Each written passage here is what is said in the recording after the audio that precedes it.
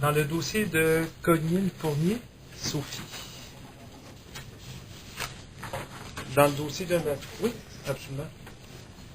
Vous êtes madame Sophie Cognil-Fournier. Numéro 31 sur le rôle, 11h30. Ah, parfait, je m'excuse.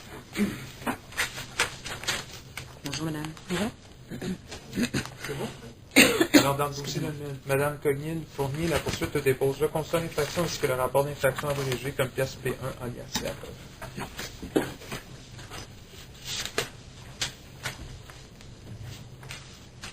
Vous avez pris connaissance des documents, madame? Oui. Alors, si vous désirez témoigner, on va vous affermenter. Vous affirmez solennellement de dire la vérité, juste la vérité? Oui. Votre nom? Sophie Cognil-Fournier, Quelle est votre date de naissance? le 12 septembre 1960, Quelle est votre adresse, madame? le 1309 Ontario-Est, à Montréal. Appartement 1. Merci.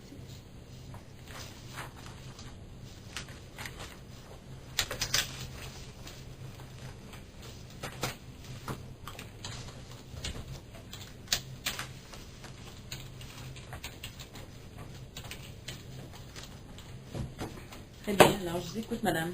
Bon, alors je circulais sur De Courcelles, qui est une zone de 50 dans Montréal. C'est une côte un petit peu, donc j'arrivais là, j'ai traversé l'intersection et j'ai vu les pancartes de zone scolaire. Effectivement, je suis arrivée dans une zone scolaire, donc avec des pancartes comme ça là, qui nous avisent que c'est la zone scolaire. Et rendu au bout de la zone scolaire, j'ai un policier qui m'a intercepté en me disant que je circulais en haut de la vitesse affichée de 30. Je lui ai dit qu'on était hors de période scolaire. Je sais par expérience que ça donne pas grand-chose. Il m'a dit que si j'étais pas d'accord, je pouvais le contester. Donc, c'est ce que je fais. C'était une zone scolaire, c'était un vendredi à 5h30. Donc, le panneau de signalisation qui, effectivement, marquait 30 s'applique en période scolaire dans une zone scolaire, selon ma connaissance. Je conduis depuis 76. Je me suis dit, peut-être les lois ont changé, donc j'ai fait des vérifications et les lois n'ont pas changé. Les zones scolaires sont vraiment en période scolaire. Alors, c'est pour ça que je conteste. Maintenant, j'ai pris connaissance de votre preuve et je vois ici qu'ils ont marqué autres faits et gestes pertinents. Zone scolaire et parc. Plainte de citoyens à propos de la vitesse excessive. Et il n'y a aucune signalisation qui dit que c'est une zone de parc, strictement une zone scolaire. Et c'était un vendredi à 5h30, donc en dehors de la période scolaire. Je ne nie pas les quelques kilomètres. On me dit 56, c'était une côte. Bon, j'ai une aiguille sur mon... Mais je nie le 26 km d'excès, là, parce que ce n'était pas une période scolaire au moment où je me suis fait intercepter. Le panneau qui indique que la limite de vitesse de 30 km/h, est-ce que sur ce panneau-là, est-ce qu'il y a des heures d'indiquer? Non. Il n'y a pas d'heure d'indiquer Non, sur mais le il est panneau directement en dessous de la pancarte scolaire triangulaire qui montre que c'est la vitesse réduite. À moins, comme je vous dis, que les lois ont changé. J'ai appris à conduire en 76. Et puis, le panneau carré, si on veut, là, en diamant, affiche le début de la zone scolaire. Celui-là annonce la zone scolaire avec la vitesse indiquée dans la zone scolaire. Ensuite, on repart encore, on a le reste de la zone scolaire et ensuite, on retombe à 50 plus loin. Donc, j'ai jamais vu de panneaux à Montréal, en tout cas, qui ont des heures d'afficher sur les vitesses. Les zones scolaires, si on regarde ici, selon l'article, je ne sais pas trop lequel, le 329, là, dans une zone scolaire du lundi au vendredi et du mois de septembre au mois de juin, la limite de vitesse ne peut excéder 50 km entre 7h et 17h, à moins d'une vitesse qui a été réduite pour une question quelconque. Il y a beaucoup de zones scolaires où si ce n'est pas réduit, c'est 50. Argument, madame? J'ai plus de questions. Simplement de dire que la zone scolaire et la limite de vitesse, c'est deux choses complètement séparées. On peut avoir dans une zone scolaire une vitesse de 30 en tout temps. Ça ne veut pas dire, parce qu'il y a une zone scolaire, que ça se limite lundi, vendredi, puis pas l'été. La limite de vitesse de 30 peut s'appliquer en tout temps.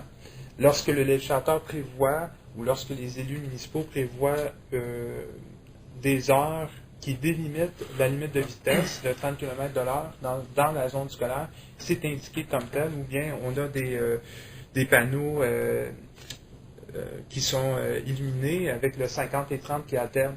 Dans ce cas-ci, avec les photos que la défendresse a exhibées à la cour, on voit effectivement que le panneau qui indique la limite de vitesse de 30 indique simplement la limite de vitesse à 30.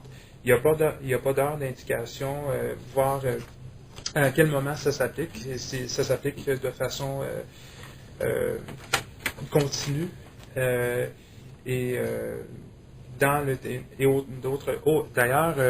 Par ailleurs, la défendresse indique qu'elle a effectivement roulé peut-être à la vitesse de 56 km/h.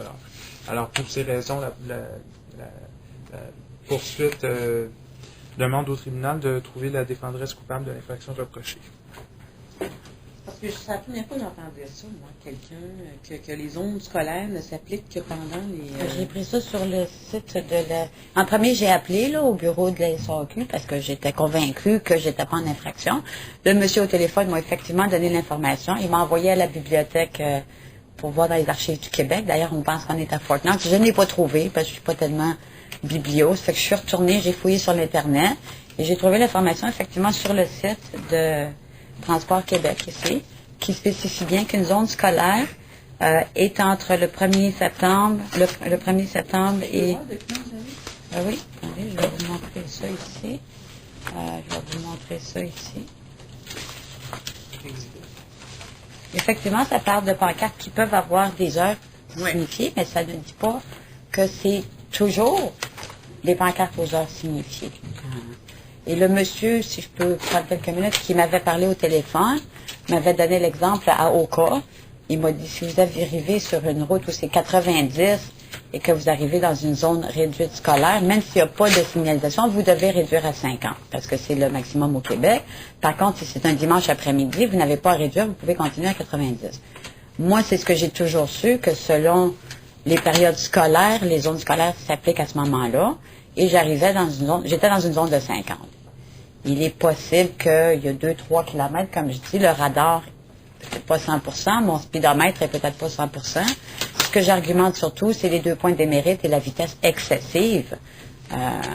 Parce qu'effectivement, si c'était à 26 km, je comprendrais, mais dans mon cas, je ne vois pas où ça s'applique.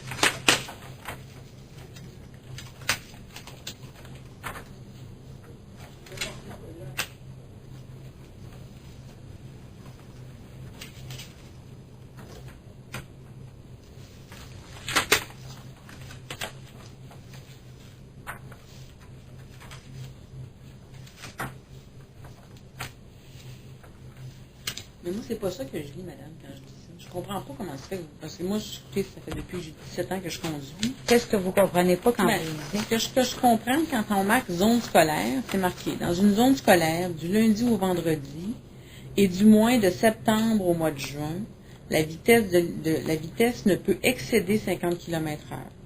Ça veut dire ça que, par exemple, sur un grand chemin où normalement on conduirait 90 km/h ou 70 km/h, dans une zone, quand on voit la sigle d'une zone scolaire, on ne peut jamais aller au-delà de 50 km/h.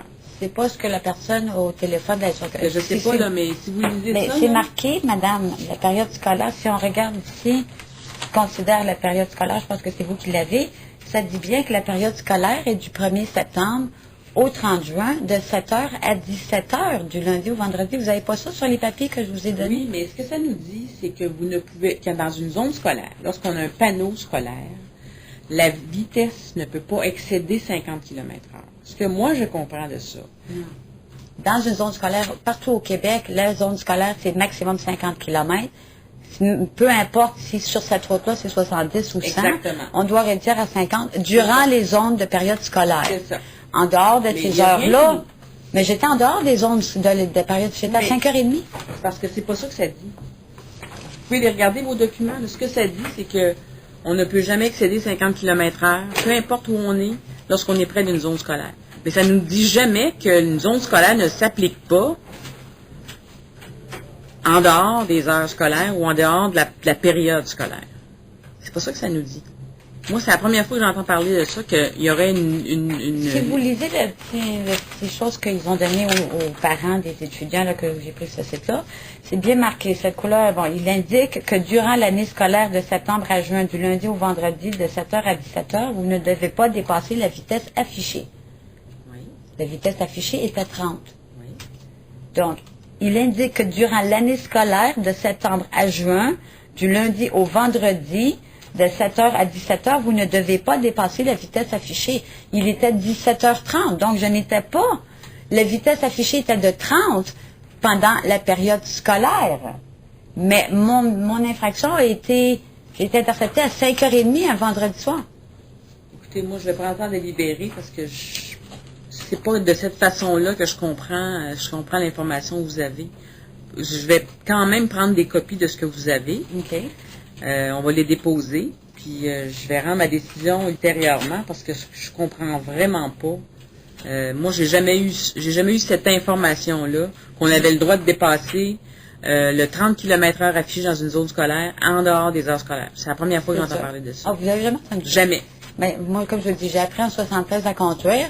Jamais Je suis une fait. personne qui a toujours justement observé les panneaux de signalisation. Je suis une des rares personnes qui ne bloque jamais une intersection. Je me fais bip-bip derrière parce que j'attends, parce qu'il n'y a pas de place. Et le monde me dit, mais avance, avance.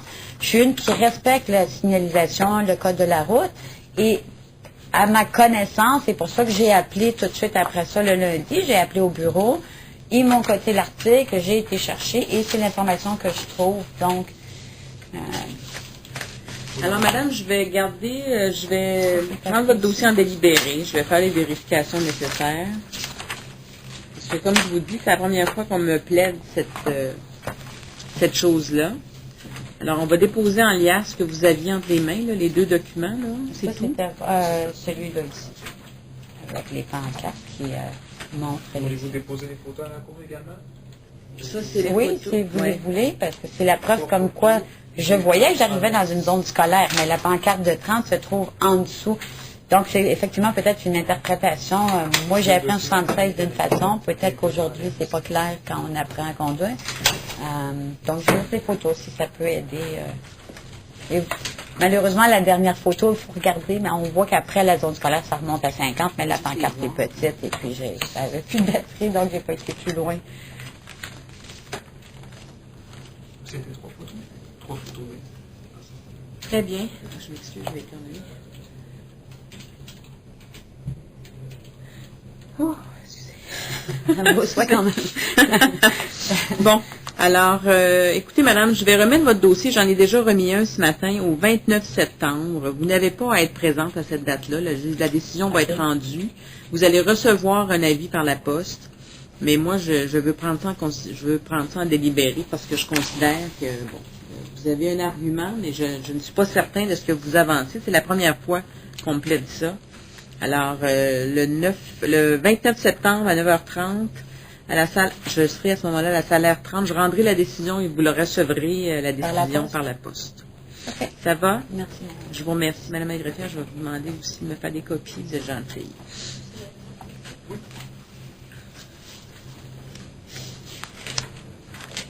On va faire les gens qui sont ici, puis après ça, les défauts, on les fera cet après-midi. Ce matin, c'est un matin comme ça.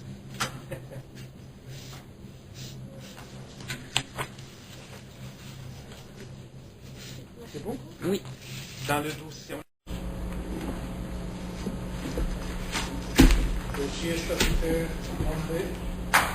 Convenu ou rien, Sophie, C.O.G. Jugement de l'autorité de Oui. Alors, dans ce dossier-là, c'est une affaire de CSR. Je suis prête à rendre mon jugement.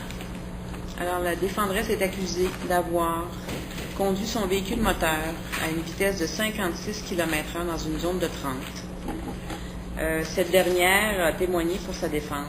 La preuve de la poursuite constituait strictement au constat d'infraction et du rapport d'infraction abrégé. La défendresse, comme je le disais, a témoigné pour sa défense. Elle ne nie pas avoir conduit le véhicule à cette vitesse. Toutefois, elle dépose des documents qui indiquent en fait, des documents qui émanent du site du ministère des Transports relativement à la signalisation dans les zones scolaires. Elle interprète ces documents-là et lorsqu'elle les lit, elle croit que la limite de vitesse des zones scolaires ne s'applique que lorsque les enfants sont à l'école. J'ai pris connaissance, la Cour a pris connaissance de ces documents et je ne suis pas du tout d'accord avec l'interprétation qu'elle en fait. Effectivement, la pièce D2 en bas de page, on voit clairement qu'il y a parfois des limites de vitesse différentes alors que les enfants sont à l'école, mais lorsque c'est le cas, c'est indiqué, le tout est indiqué sur le panneau de signalisation.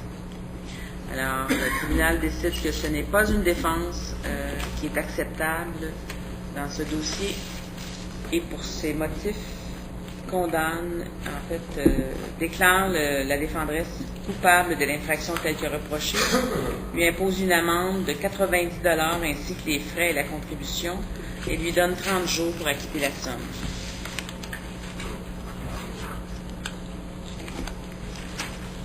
Est-ce qu'on a trouvé un interprète, maître? Est-ce qu'on a trouvé un interprète?